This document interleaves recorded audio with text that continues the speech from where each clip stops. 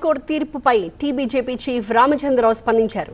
రాష్ట్ర ప్రభుత్వం వల్లే హైకోర్టు తీర్పు కేసీఆర్ కు అనుకూలంగా వచ్చింది అన్నారు.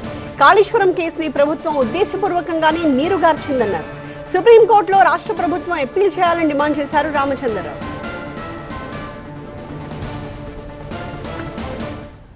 హైకోర్టు చేసినటువంటి సూచనలు గానీ హైకోర్టు ఇచ్చినటువంటి కారణాలు గానీ వాటన్నిటికీ కారణము రాష్ట్ర ప్రభుత్వం.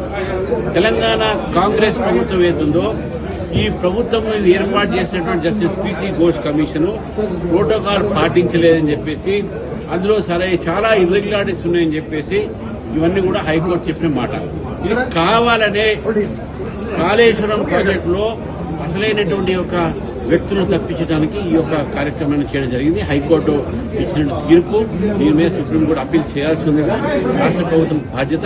ఎందుకంటే కాళేశ్వరంలో దోషులున్నారు, శిక్షించాల్సిన అవసరం ఉందని చెప్పేసి భారతీయ జనతా పార్టీ భావిస్తుంది.